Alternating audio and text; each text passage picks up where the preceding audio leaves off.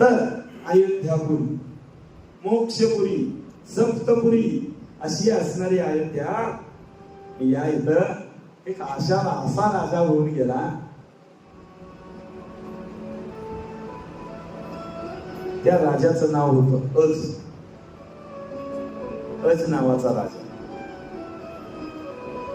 आणि त्या आज राजा असा होता, तर भगवान शिवाचा तो भक्त होता, सामर्थ्यवान होता, प्रजेला इतकं सुख देत होता.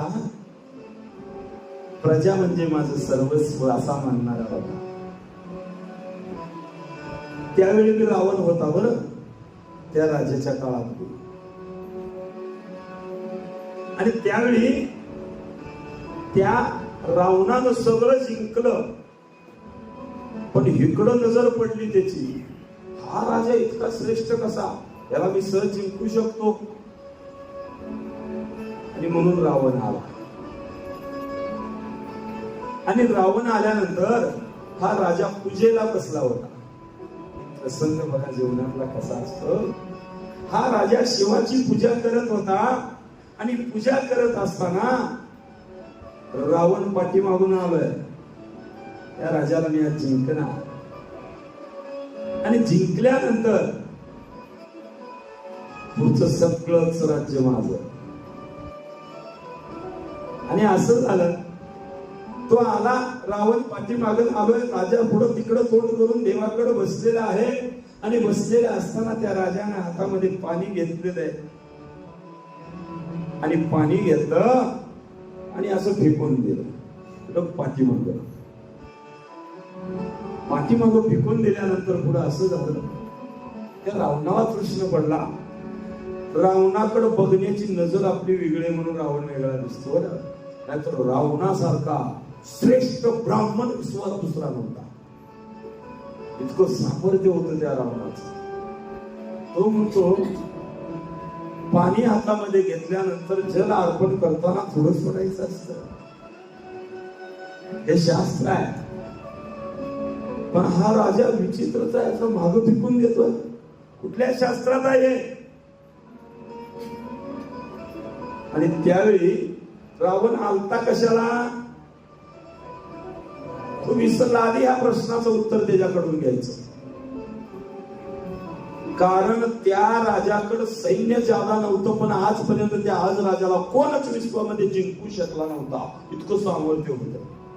कशाच्या बळावर हा इतका सामर्थ्यवान आहे, हा प्रश्न त्याला भेडसावत होता. आणि हे उलट्या पाण्याचा प्रश्न त्याला जास्त भेडसावायला लागला. कारण आपण बघत असताना बऱ्याच वेळा उलट्या गोष्टी लवकर दिसतात, पण कळत नाहीत. ते मनाला आपल्याला बी त्रास देतात. कारण मनाच्या विरुद्ध एखादी गोष्ट घडली का दिवसभर चैन पडत नाही बरं ध्यानात. रागाचं मूळ कारण म्हणजे मनाचा विरुद्धता.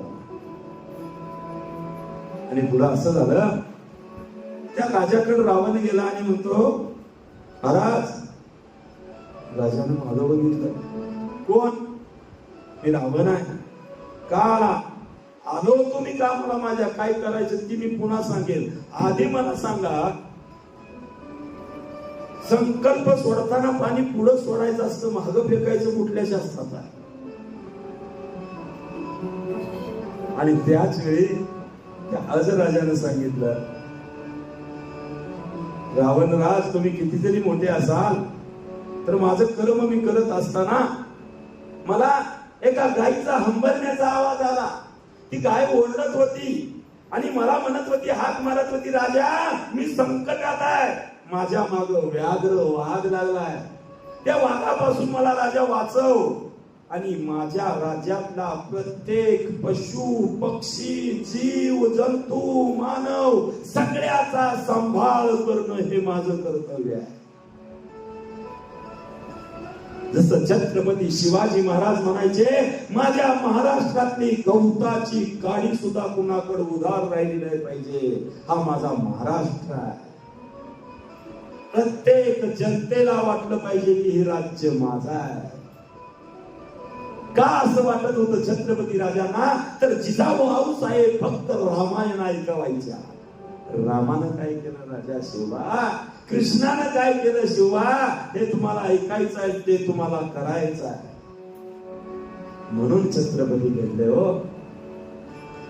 आणि त्या राजाला रावणाचा प्रश्न, त्यावेळी राजाने सांगितलं की ती गाय हंबरत होती आणि ओरडत होती, मला वाचव राजा, मी मरते आता, माझ्या माग वाघ लागलाय. आणि तिचं हंबरणं, तिचं व्याकुळपणा, आणि मी इथून क्षणार्धामध्ये उठून तिथं पोहोचणं शक्य नाही. मी पाणी घेतलं आणि इथूनच पाणी फेकलं, त्या वाघाच्या दिशेने गेलो, तो वाघ संपला, गाय जिवंत राहिली. हे माझं काम आहे रावणा. पुन्हा वेळा झाला पाण्यानं, जंगलात, जंगल कुठं, ज्या अयोध्येपासून कितीतरी अंतरावर असणारं ते जंगल, त्यांच्या हद्दीमध्ये असणारा अयोध्येच्या, तिथं असणारा वाघ, तिथं असणारी गाय, आणि राजा बसलाय देवळात, इथनं पाणी फेकतोय, तिथल्या वाघाला मारतोय, कसं शक्य आहे? पुन्हा तो भेडसावणारा प्रश्न. पटकन रावण हल्ला आणि धावत पळत आली ती जंगल गाडी. बोलतोय ते खरं आहे का? तो रावण त्या जंगलात शोधत गेला तर तिथं गाय चारा खात होती आणि वाघ मरून पडलेला होता. हे सामर्थ्य होतं त्या अजराजाचं. असे राजे होऊन गेले. प्रत्येकाच्या मनातली व्याकुळता त्या राजाला कळत होती, त्याला राजा म्हणावं. पण आताचे राजे राधे राधे, दुसऱ्याला व्याकुळ करण्यामध्ये ज्याला आनंद वाटतो ते आताचे राजे ठराविक आहेत. ते पटत नाही. संतांच्या रूपानं राजे येऊ लागले ते पटत नाही. हिंदू धर्म वाचवण्याच्या स्वरूपानं येऊ लागले त्यांचं पटत नाहीये. पण नाही पटलं तर आपण एक दिवस परवानगी मागावं लागेल, आम्हाला कथा करायची आहे, वेळ मिळेल का? आपण झोपेत राहिलो. असा असणारा तो आज राजा, आणि त्या आज राजाचं पुढचं इतकं देवानं सामर्थ्य दिलं होतं, पण एक अडचण होती, त्या राजाला मुलबाळ नव्हतं.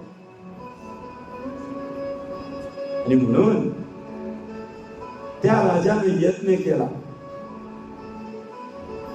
आणि यज्ञ केल्यानंतर त्या यज्ञातून रथ बाहेर निघाले.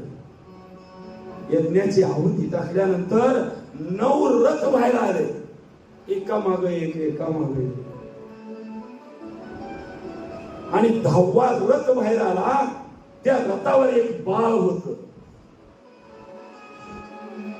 त्या बाळासहित तो रथ यज्ञात मिळाला.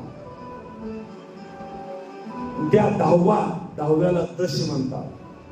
आपण दशक एकक म्हणतो त्या मापात, कारण अंकशास्त्रामध्ये दशक एककाचं शास्त्र सांगितलेलं आहे, 10-11 नाही सांगितलं. आणि त्या दशक 10वा रथ बाहेर आला, त्याच्यावर ते बाळ होत. आणि त्या बाळाला देवानं मला प्रसाद दिला म्हणून आपलंच केलं, आणि त्या बाळाला जवळ घेतलं. राजानं बाळ मिळाला, राणी खुश झाली. आणि त्या बाळाला राणीच्या हातात देताना रथावर बसून आलेला आहे, 10व्या रथावर आलेला आहे. 10 म्हणजे दश आणि रथ, म्हणून तो राजा दशरथ. त्या दशरथाचा जन्म या अयोध्येमध्ये झाला. इतका सामर्थ्यवान राजा होता.